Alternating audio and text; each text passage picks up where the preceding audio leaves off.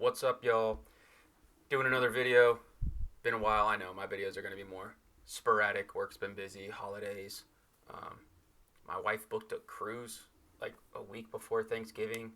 I felt like I cheated on America not being in America for Thanksgiving. But that was fun. Um, Christmas is next week, and I'm going to Colorado the week after that to snowboard with some buddies. So I figured, you know what? I really like this deck. Talk about a couple concepts that I like, what I'm seeing right now currently in the meta, and why I think this deck is positioned so well. TJC was the other week. I wasn't there. I never go. I hate missing that. I love supporting Jay. Just tough for me to make.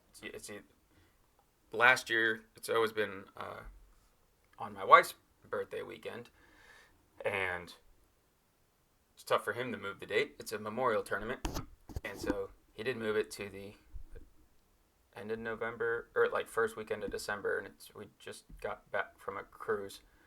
So I missed it, and Babooni, Tim was there, and Jaden, Jeremy drove up. So good turnout, a lot of strong players, and I know Jay and Jaden did very well. The cube looked amazing. Cube looked like a lot of fun. I'll be honest, I wanted to play cube more than type 1. And that's not because of 100 card decks, because we are going to talk about a little, not about 100 card decks, but why I think this deck is positioned so well against them. So a 100 card deck didn't win. Tim was there. Just Tim against the field, and then Justin wasn't there. And those are your main two. I know Card Game Fanatic, I think he ditched the 100. So I think it's just Tim and Justin right now, with other people like making versions of 100. But actually having all the cards and making the deck and then sitting down and shuffling it all the time and playing it all the time, I don't see a lot of players committing to that at a tournament, especially a big tournament and a long tournament. I did talk to Tim a little bit afterwards, like, what about the clock and stuff? We just had a conversation with it, because me personally, I think the clock was positioned almost biased for Jay. Like, Jay plays like that. He's very quick. If you ever play against Jay at a tournament, it's almost like he'll try to put you on tilt naturally with his play style. That's not a knock against him. That is his play style. It is very much bang, bang, bang, bang, bang, go. For the most part, like if I'm judging a game and Jay's just draw, go, go, go, go, I'm not really going to slow him down. I don't think I should hamper his play style. If someone else is like, hold on, I don't know what's going on, I would say, hey, you have a right to look at the card, but I'll have to go through the rules. I don't think the opponent, like, you don't get additional time to be like, well, I don't know what that is. And if it's at a nationals, I'll just be honest, you won't get any grace there. It's like I don't expect you to know the whole library of cards we have. It's a big card pool, but if someone's playing fast, that's just how they play. As long as they're not doing anything incorrect, that's fine. Usually I just tell Jay clean up his board afterwards. But so yeah, he plays very fast, and with the clock, that's very good. So I haven't seen all the footage yet. I've been watching some of Jaden's live stream. It's just a long live stream, and I like to watch it, see what's going on. And Jaden just put out another video with his deck that he's been using, and I love it because it takes the best aspects of one offense. It doesn't really look like it would mesh well with another, and he puts them together. And I've said before, I think kind of like the deck building aspect of the Redemption community right now is a little weaker. And I'll take partial blame to that, is how I design cards. It's very thematic. So it's almost like, okay, well, here's the Joshua theme. Here's the Daniel theme. Here's Sons of Jacob. There's different themes, and they're very much want to play by themselves. They get the support that they need. So you have an entire offense right there. Well, the point of that is to where, hey, you can just play what you want from a set, but you can start putting together other pieces. What is that offense lacking? What are its weaknesses? And that's where I want to see other themes coming in or meshing two themes. When you look at Times to Come, how I did it, it's heavily Daniel theme, but then look at all the green and silver. So I think green and silver, it's very complex. I asked the Chamber brothers yesterday, this guy, Prince of the Air, I was like, are people just not, are they overlooking Samuel from Inheritance? Are they overlooking Samuel, Prince of the Air? Because that is an absolutely brutal Soulhide deck. And I put together a pale green orange defense a while back. I put on Discord where I was like, this could get a ton of blocks. And you just have Swine Stampede, DOU, Wicked, and then you play Prince of the Air. And you mix together Samuel with DOU, Prince of the Air, Swine Stampede, a Restless Spirit, Twice Afflicted. You can do that. Jaden's doing that. If you go look at his defense, I think it was just 2 evil enhancements. Beautiful. That's just where we're at right now on characters, some could say. So, and Jaden just proved, hey, like, evil enhancements art. Tim's probably like, I've been telling y'all. So just different philosophies, and you can win high-level tournaments. You can win nationals with your philosophy. It just matters. Sometimes it's just a matter of what's the meta look like, and sometimes it's a matter of, is your philosophy at that time right? I guess that goes with what the meta is. And is your philosophy with the card pool? I don't know. I've talked about deck building philosophies in the past and how different people, what they look at, how they play. And so when people ask me for deck building advice or what should the ratios be, Jay and I each have a post on there. It's I know mine's pinned. I think Roy just pinned Jay's. It was like this last week where a newer player, I think it was Vossman, came back and was asking about deck building ratios, and Jay gave his. And those are like your standard ratios, and then as you start building decks, you'll see some people will go towards naturally have 12 heroes. Some people will go back to like 7 or 8 heroes, and they'll have the same amount of defense. You can see normally I play the exact same amount of heroes. Like I'm always going to play 10 in main deck, 1 or 2 in reserve. I play enhancements on both good and evil, and I tend to play heavier characters. For me, this deck has about 1, maybe 2 extra good enhancements, and I like having another evil character or 2. But I just really like how this deck shaped up. So it's all about what you like, what you have success with, and how you tweak that over time. Combining elements like, hey, my deck is having a tough time against, I don't know, another theme or something. Well, it's not the actual your deck. You're just missing one aspect. So I don't have a good example for that. Sorry, I'm rambling, as I always do. But it's only been 8 minutes. It's pretty good for me. So what is this thing? I've showed a deck before online on Decklist. I think I had a couple renditions of Joshua Daniel, one of which had a 3-hero Daniel package in reserve. People liked it. It's like cool deck. That I could see that being really strong. It was easy to get out. You could just Cov Prayer, Crowd's Choice, then Cov Abraham, and within like 2-3 turns. By turn 3, I'm sitting with an entire Joshua offense. Then I've already played Promised Land, and I can still play Teaching in Parables, and I had an entire Daniel band. So I'm starting with Michael, and he goes to Captain, who goes to everyone, and then Michael goes to Daniel, who goes to everyone. So I just had this like 2-leg just monster coming at you of Joshua Daniel. So what started as just grabbing the exchange heroes and being like, I bet you could have an extremely high percentage of just getting the exact heroes you want and piecing them together between banding and exchanging. So I start snagging all these exchange heroes. There's a bunch of them. And I started seeing, well, really it came from Captain Michael. Like I really liked the potential there for Captain Michael.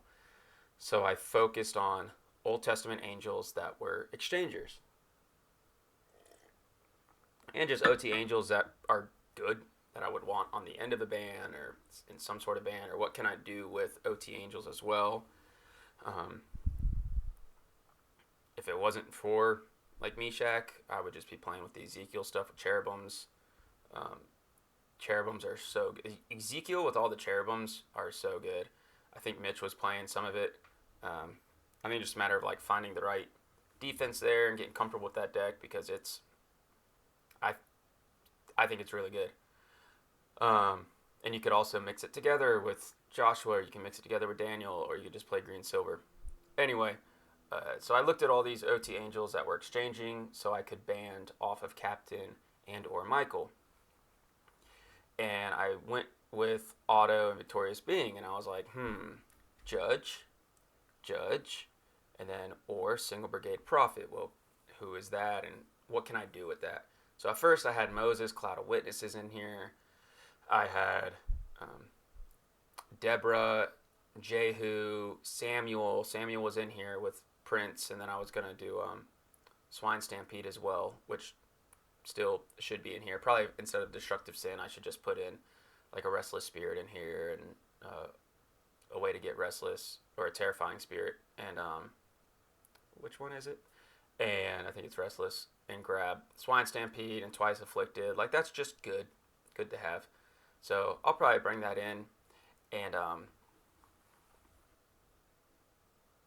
be able to like hide Lost Souls. So I was thinking on that route, but then I took out Jehu. I was thinking Obadiah's hidden, and have like Obadiah's hidden to Jehu, super strong, and then I have Daniel and Obadiah to Jehu, and I was like, well, I'm just double negating. I had some green stuff in here, like enhancements, and I was like, it's really strong if I have this big band and have really, like, green does have really strong enhancements. I'm like, man, can you imagine Enjoy Their Hands with Teaching in Parables and First Sacrifice? But it started getting too complex, like too complicated, too many brigades. So I looked it over, and well, what can I do with these exchangers? How can I really maximize it? What does that look like? What are some of the like best overall characters? What's like the best chain? And then if my characters are dead, like how do I kind of get them back? So I pieced everything together.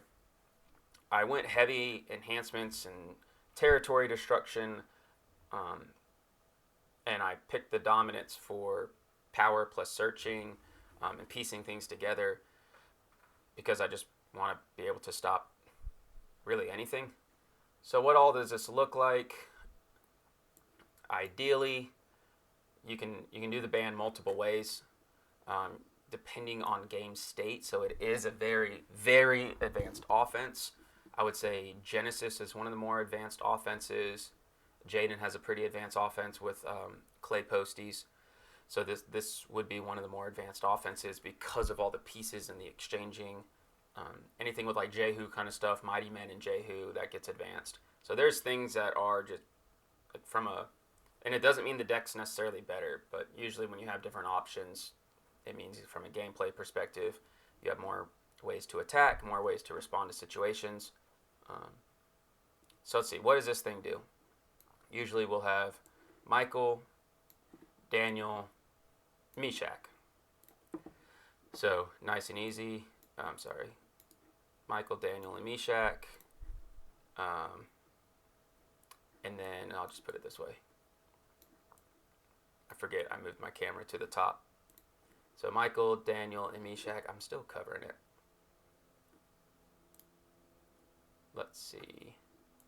Alright, Lost Souls. You're banished.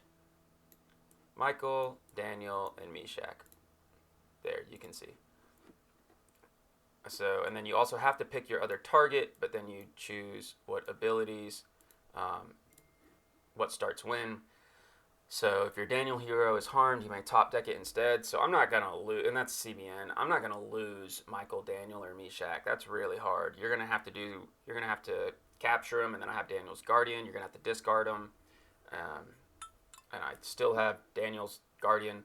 So really, I think you need Bearing Grudges, and then I have Covenant of Prayer. See how this thing just stays out. So this piece of the offense isn't really going away. You would have to get rid of Michael in territory, like just discard him in territory before he attacks.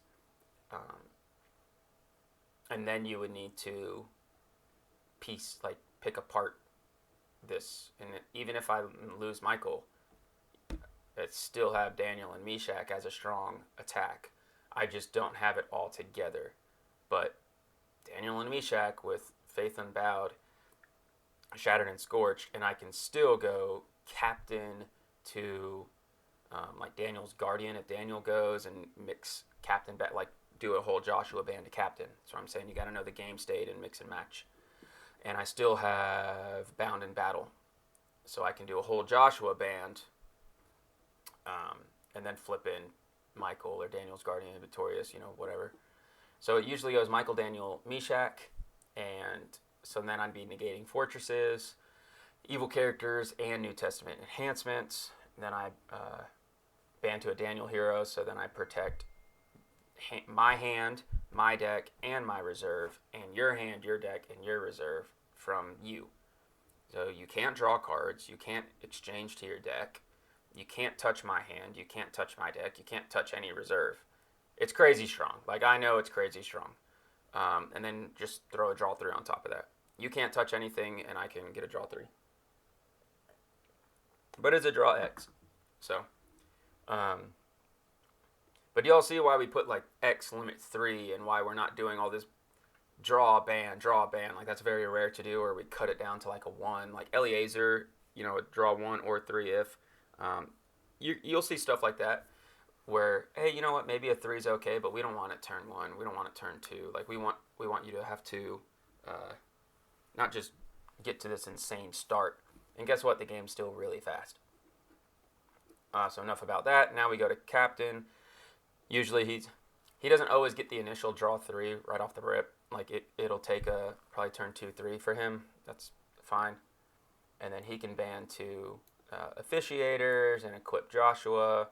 So usually what this looks like is I will have Joshua's sword on Joshua.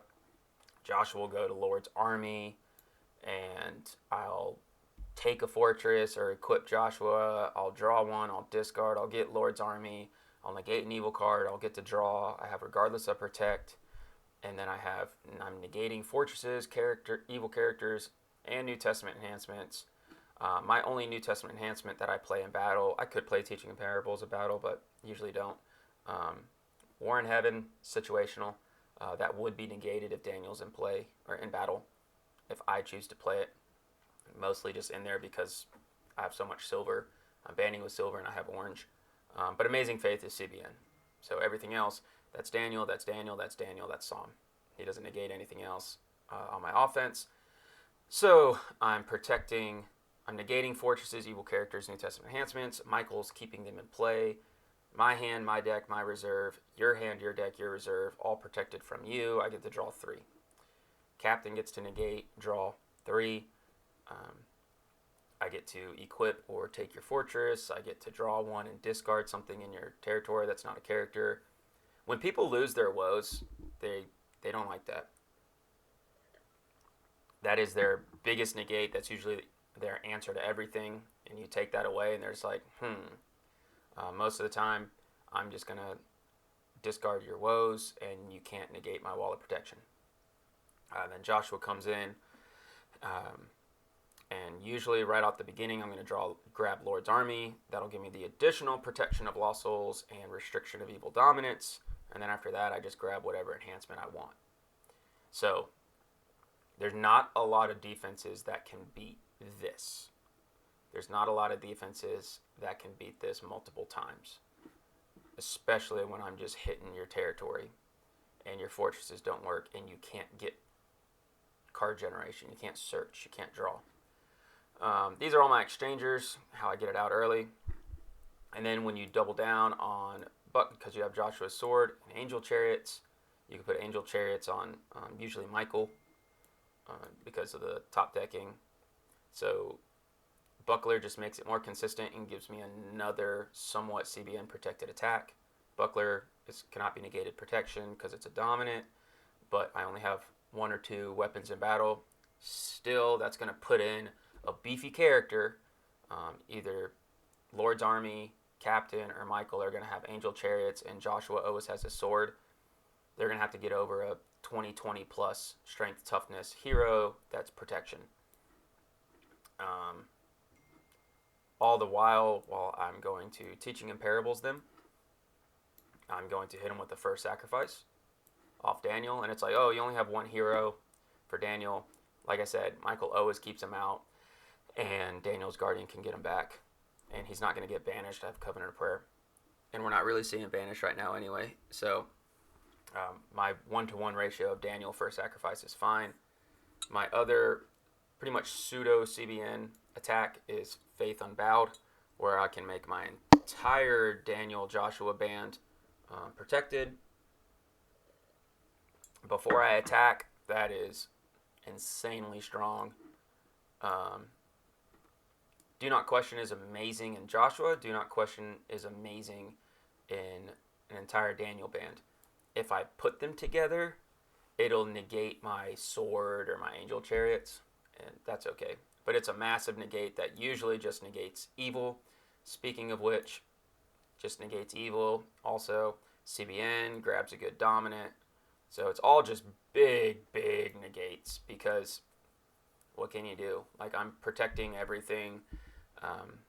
I top deck myself. You would have to pick apart my Joshua band, and that doesn't even matter, because then I still have all of this and all the silver stuff here. So if I lose my Joshua stuff, sure, I lose Command and Crumbled from a Shout, but you would have to take out all my Joshua heroes for God is with you to not work, because as long as I have Lord's Army or Captain, I can interrupt the battle.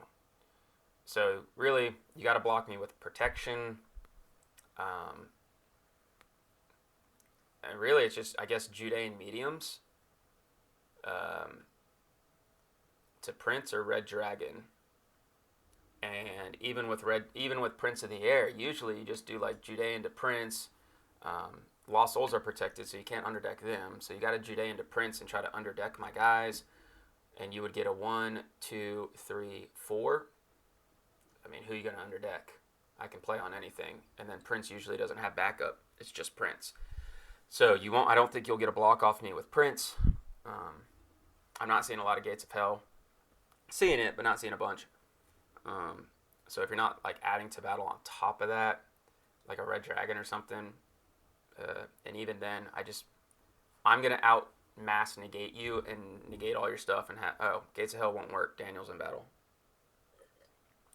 So yeah, there's just not really a lot the opponent can do, just because I take away all your avenues between Meshach and all this negating. Your fortresses don't work. Joshua's officiator's taking a fortress.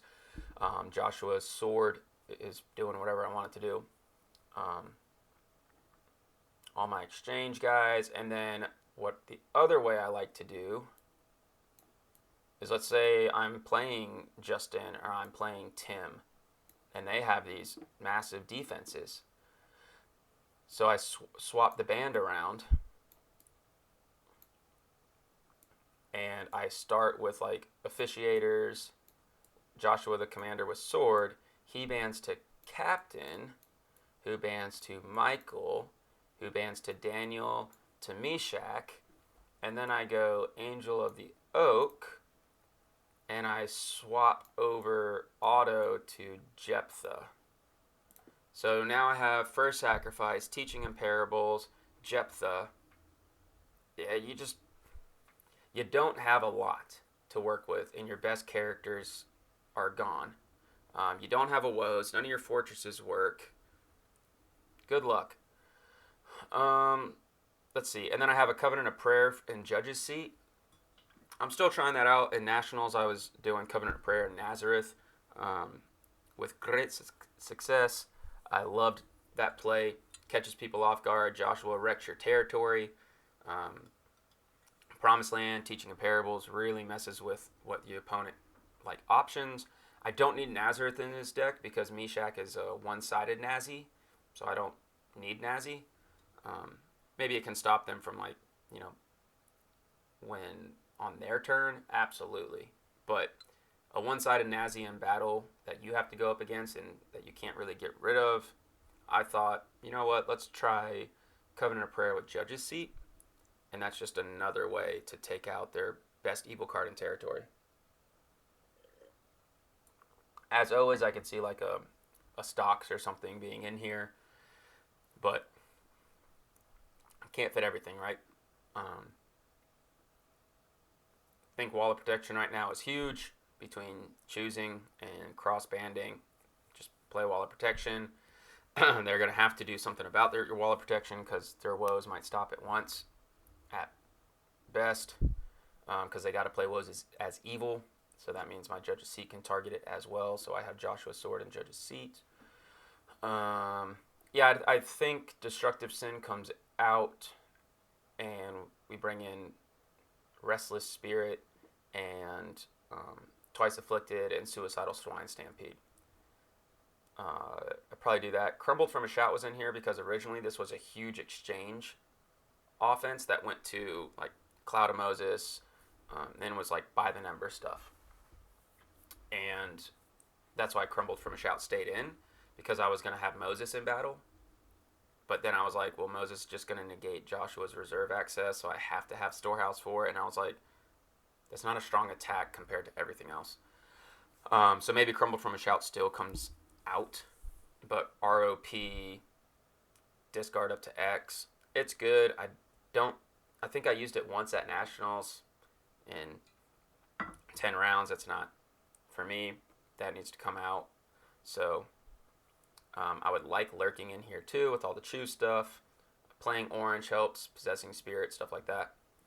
And between Deafening Spirit and all the stuff I can do to your territory, there's not a lot you can do to really shut me down. Dominant selection, I already talked about Buckler. Crowd's Choice is in there for just, I need a couple key pieces. This helps. No need to speak about these two. And Glory is Glory. I mean, when you have this big of an offense that does a lot of protection, Glory is good. When you have a defense with a bunch of protection, Glory is good.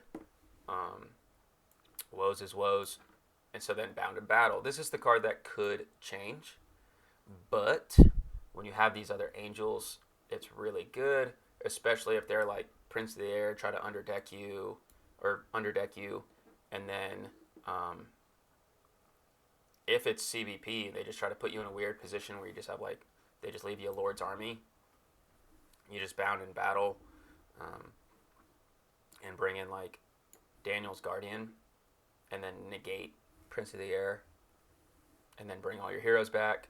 Or you could always just add into battle and bring in like Being, Auto, Guardian, whichever.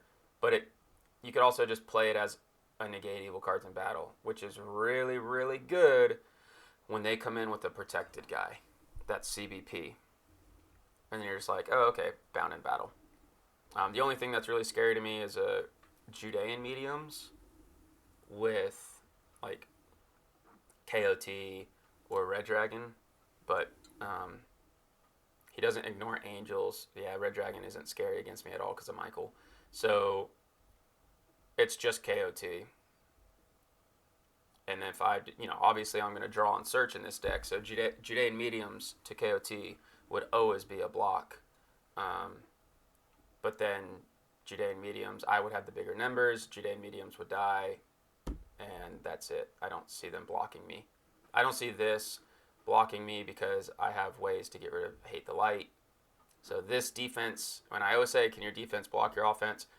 This defense probably can't. I mean, I have Wicked, but yeah, I would have to play a very perfect game against this offense. This offense is going to win eventually between Judge's Seat and Jephthah.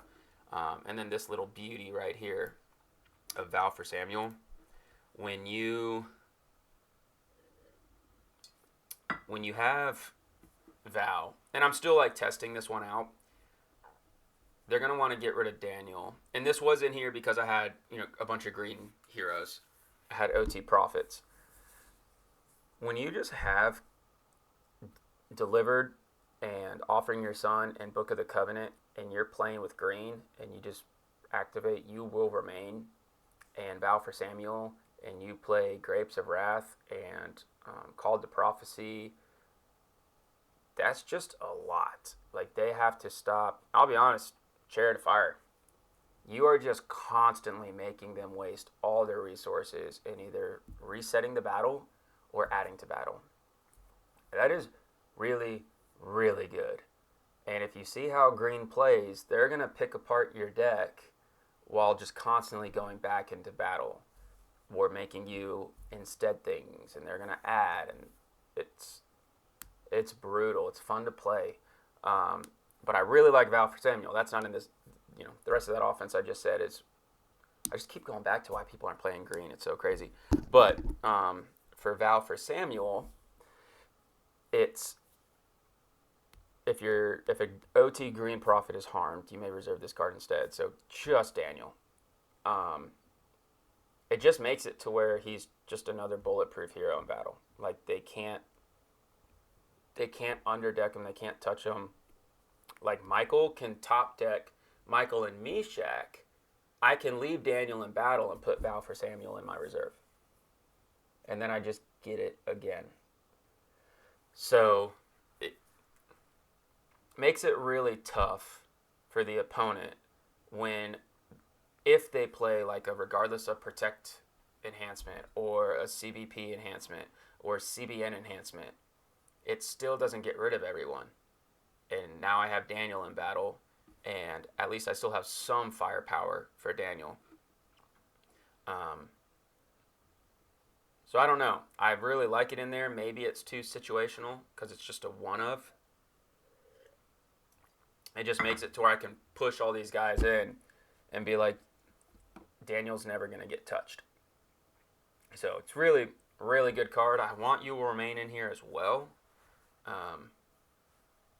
Like, you would have to play a CBP, like you could have Golgotha or have an evil character. Like, I give up initiative all day with this. Like, I'm just going to go into battle. But you would have to have a Humble or Golgotha and play, and some sort of stalemate card. So I wouldn't like that against the 100 card decks. Like, if I know I'm going to a tournament, You Will Remain's in here. I'm just testing out stuff.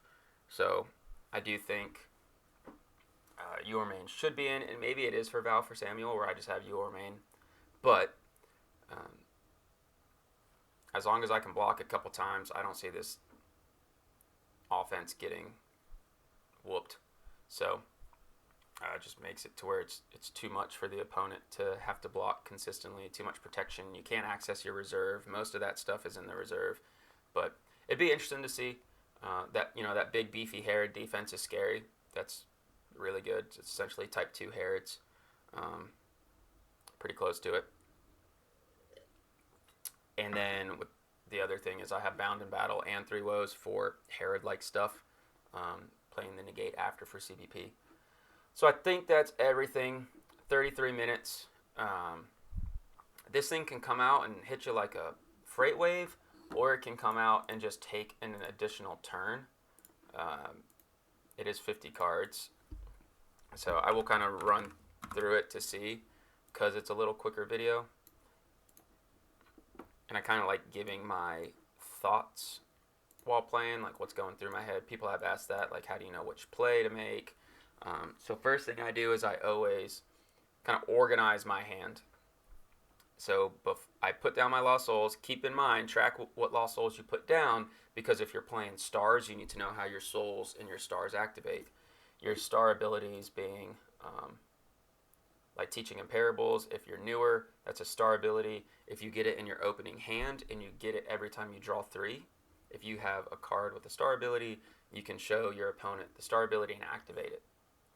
So your star abilities activate before Lost Souls. So from here, always hit Prosperity. Josh P might be watching.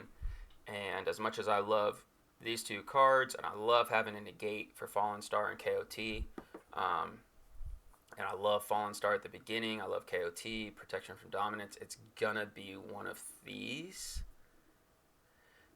cards that I'm gonna get rid of. Um, and that stinks. I don't like losing my negate, but I think I lose my negate here and hope my characters are beefy enough and then I can kind of draw into something. Um, and then I have Lost Souls. So they both came out in the same time, but you activate the abilities. So this Lost Soul only counts as one.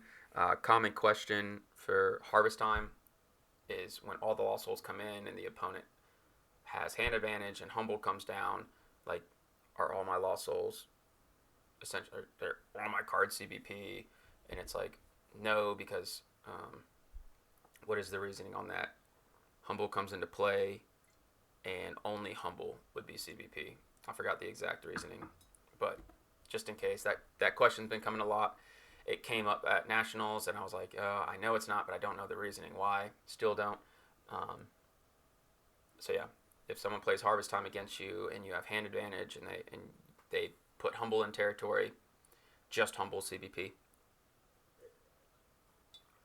So let's see.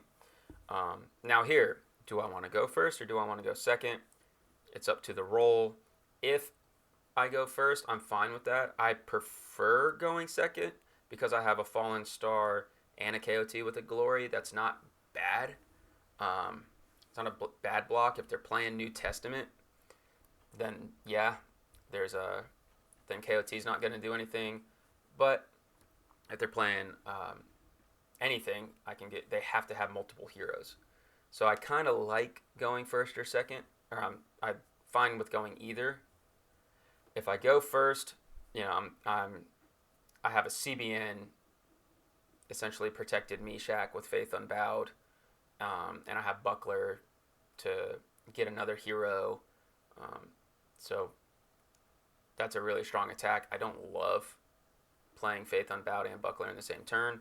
So ideally, I would hope to go second if I won the die roll, or if they wanted to go first, and if they don't have multiple heroes, or like if they did this against me, if I attacked with Meshach with Faith Unbowed in my hand, and they blocked with Fallen Star, like I wouldn't attack. I don't have anything to match.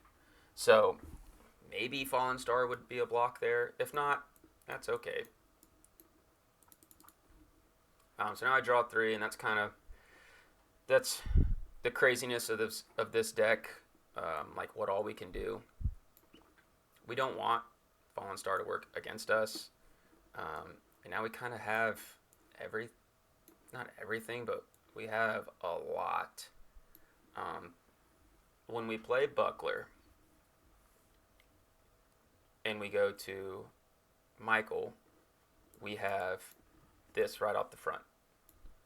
Michael to Daniel to Meshach for a draw 3, and I would keep Faith Unbowed in hand.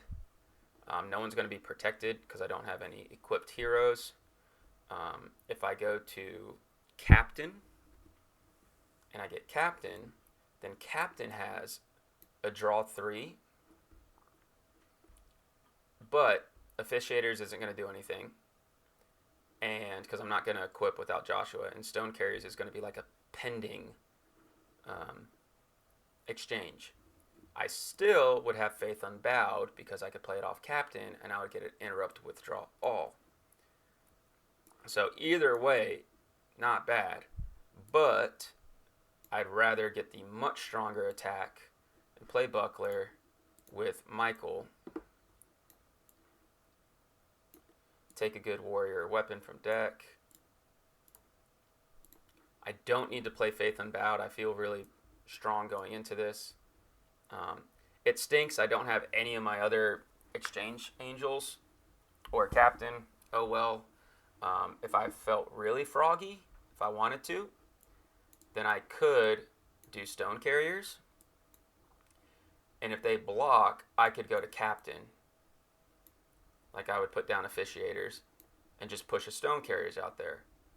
However, I'd be susceptible to a Martyr and a few other things. But I could be cheeky, keep Michael in my hand. I keep all of them in my hand. Grab Michael, keep them in my hand, go out Stone Carriers. They see I have a Michael and I'm attacking with the Stone Carriers and I have Officiators out. They know a Captain's coming. So do they want to give me a draw 3? They could just relinquish a Lost Soul.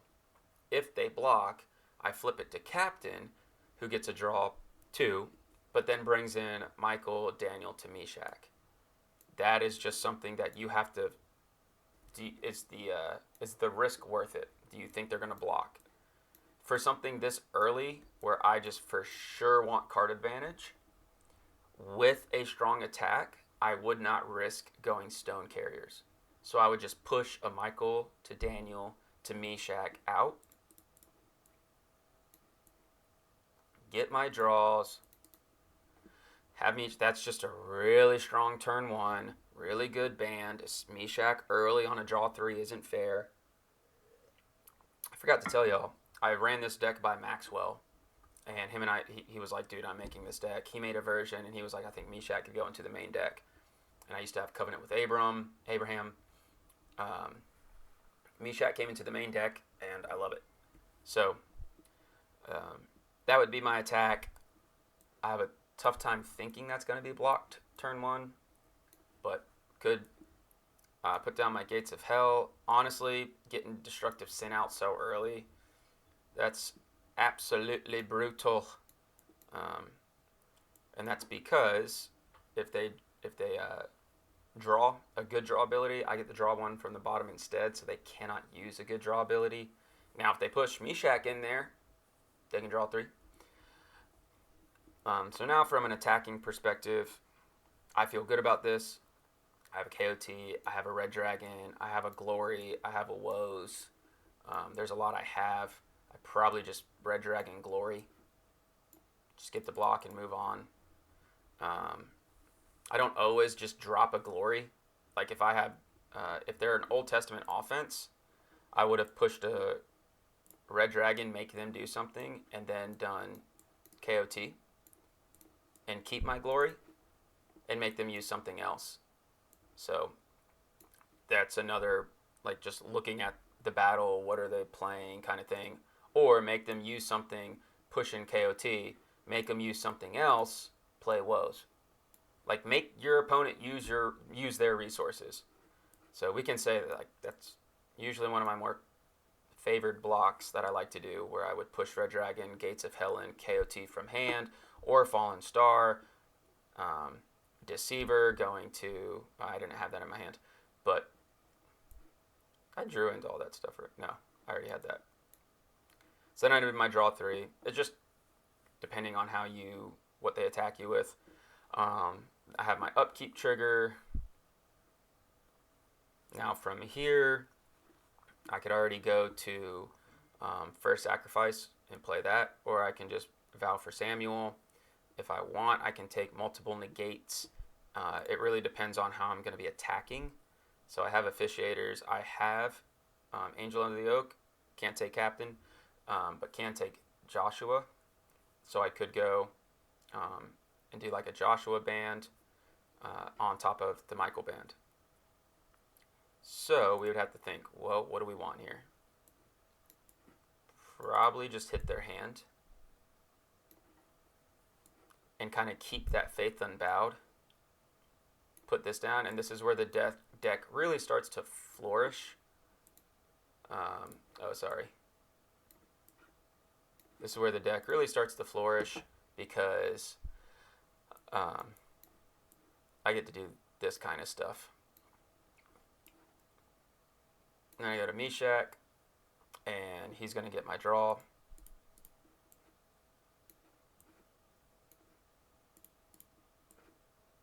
And if you're new, that's my star ability, and I don't get to use a star ability because it's not on my initial draw 3. And then I still get my exchange, so I can exchange from a Judge from Decker Reserve. Pretty sure this guy did some judging in a good way. So now I have Joshua, and he can go to my reserve. What do you want? Do you want Joshua's command, or do you want God is with you to back up your silver? I love Joshua's command. We could get Lord's Army and put Lord's Army in there, but I know I'm going to Officiators. Officiators is gonna equip Joshua. That's it's a +3, because I search from my deck. I get the draw 1 and I discard in your territory. So 1, 2, net 3. So I'm going to get the draw 1.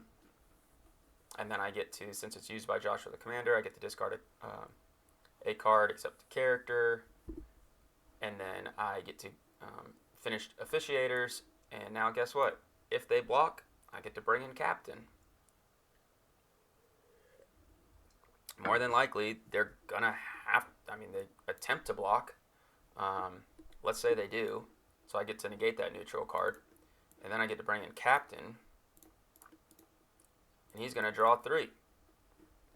And if I got another angel there, if I got like a victorious being, then I could just victorious being if I want.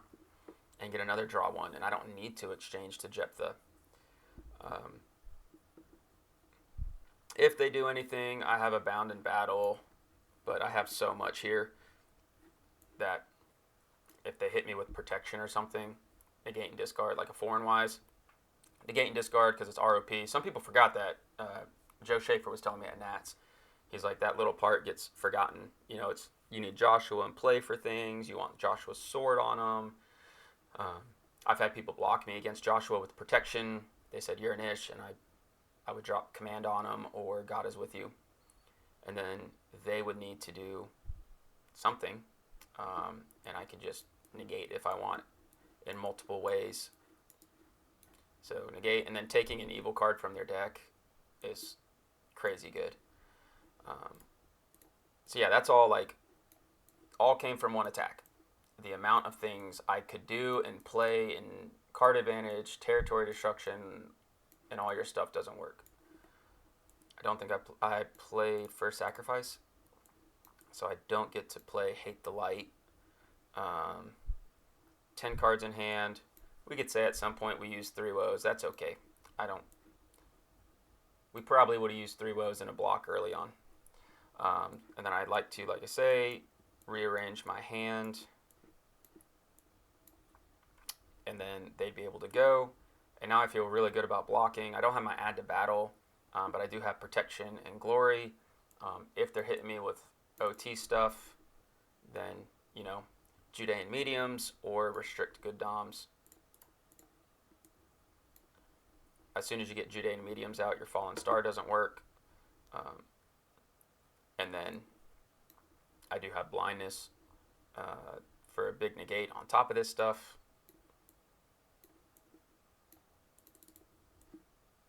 Oh, I never hopped, and I never put tokens out. So that's kind of things that you have to constantly remember what's down. I could play a Lost Soul from their deck. So as things are going on and you're playing, you just gotta know what are your triggers. What cards in my deck that I know are a trigger, and just try to keep them in mind. Or what I'll do is I'll move them to a different spot. I'll put my Lost Souls right here. So as soon as I put a Lost Soul down, I can see it. Put your card to where it doesn't get buried. Also, I always say clean territory. So upkeep, I have a woes. Upkeep, I have a storehouse. I would pick something for woes.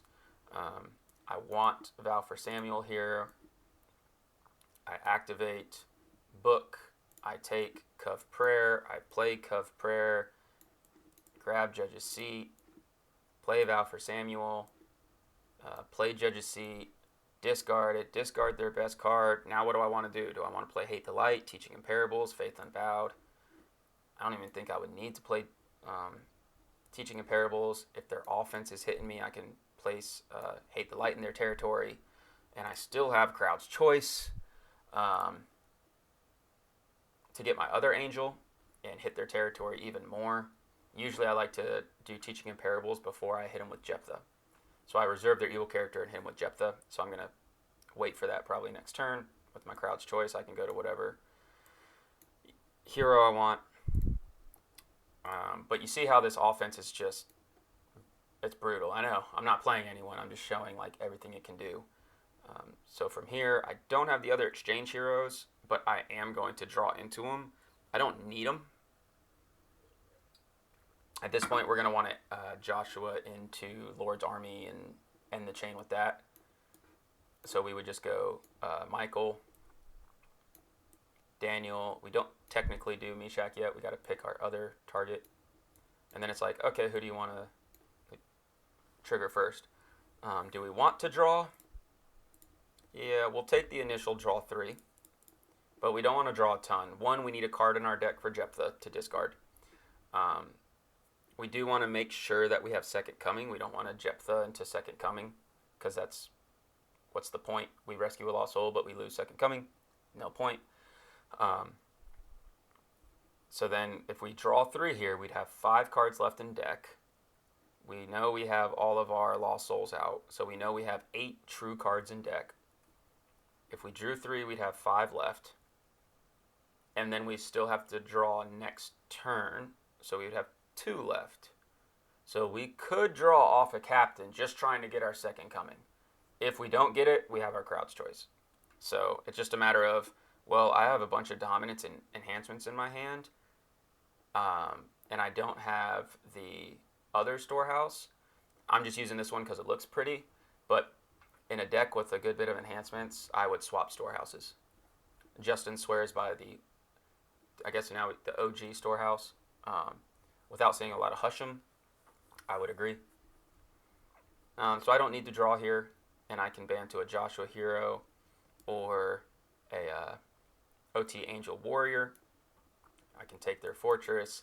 I can ban to Joshua. I can take a Joshua card from reserve. I can draw 1 off Joshua's sword. I just don't think I need to do that, which sounds crazy, but I look at my hand and I'm like, well, what am I going to get rid of? So I don't want to do that. And then I can ban to a Joshua Hero.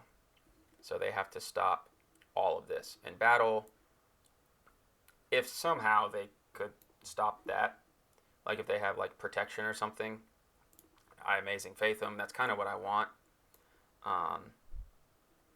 to get Second Coming.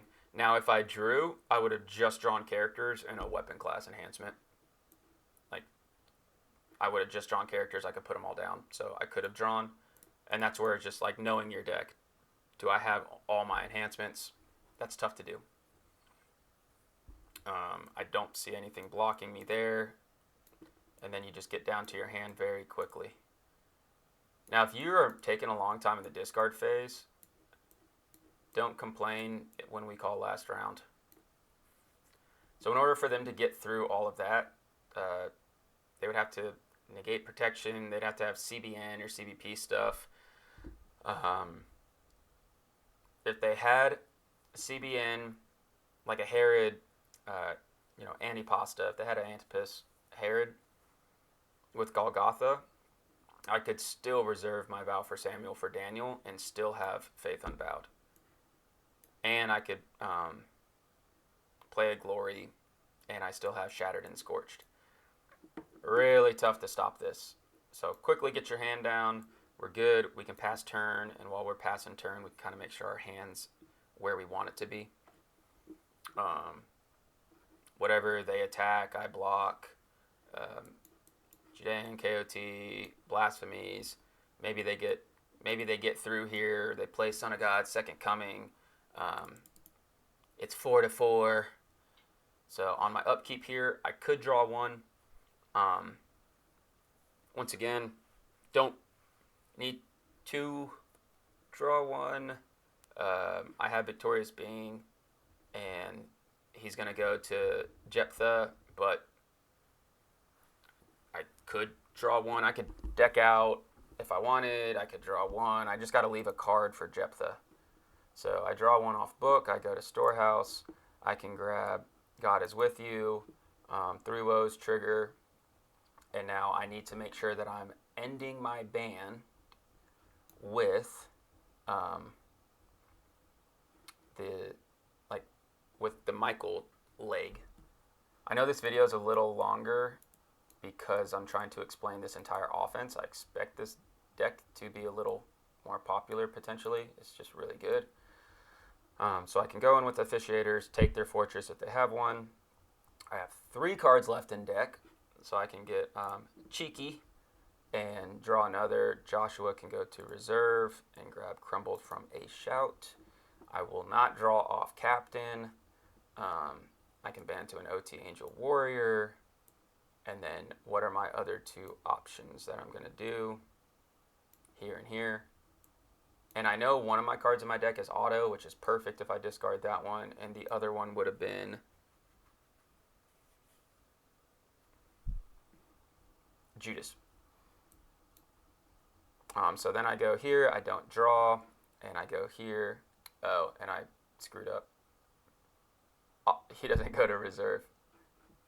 So what we would have done, we would have crouch choiced into auto before I attacked, knowing your deck. So then we would go into auto and exchange him. Oh, Samson was in this build originally too, but I tried to make him too cool. He should have been a little simpler.